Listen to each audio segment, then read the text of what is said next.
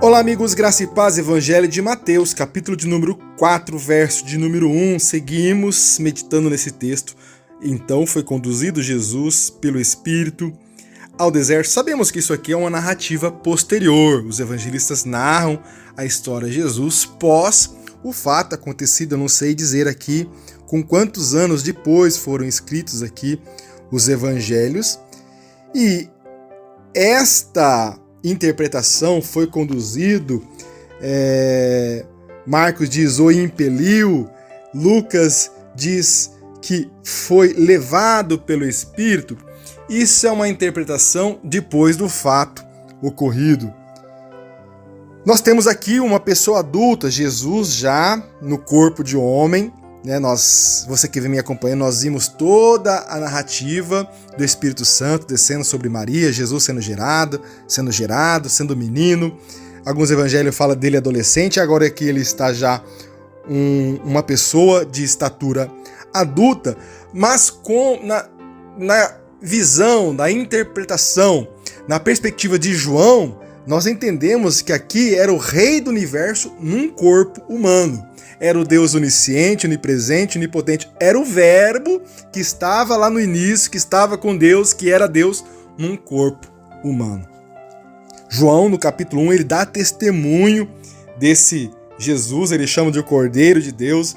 Ele testifica que viu o Espírito descer do céu como uma pomba, né? E diz que sobre aquele que viesse esse Espírito, que repousasse, esse seria o que batizaria com o Espírito Santo.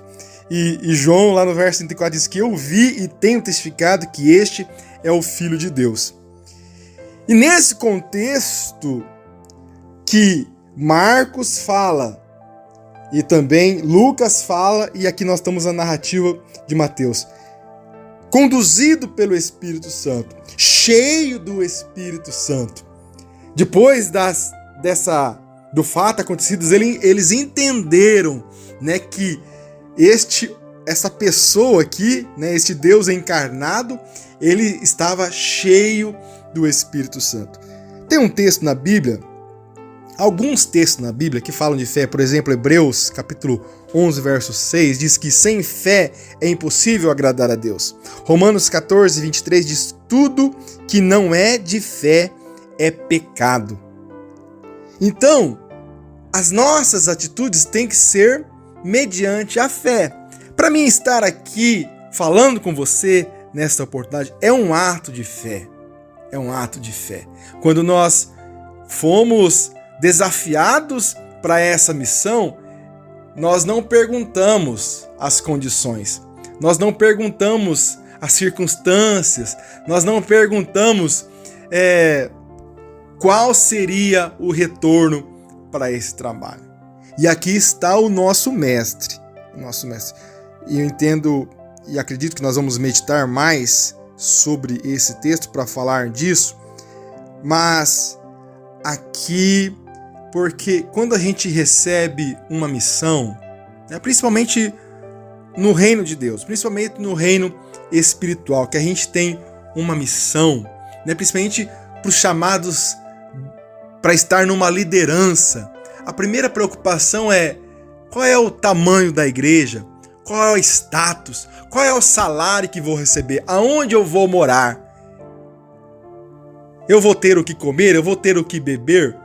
E aqui está o nosso Deus encarnado para ser exemplo para mim e você que está para iniciar o ministério. Aqui Jesus está para iniciar o ministério. Eu acredito que eu vou falar isso no encontro próximo, no próximo encontro. Jesus está se preparando para o seu ministério. Então ele faz aqui um teste de fé. Cheio do Espírito Santo, ele se afasta de tudo. Ele se afasta de tudo. Eu não sei o que está impedindo você de, quem sabe, exercer o ministério, ou o que poderia estimular o seu ministério. Fazer disso uma profissão, fazer disso um meio de vida. Jesus, eu entendo aqui que ele se exime de tudo que poderia, quem sabe aqui, ter uma recompensa material, física, digamos assim. Porque ele se afasta de tudo para ficar somente na dependência de Deus, né? Ele se eximiu, foi para o deserto. Vai vir os versículos posteriores, né?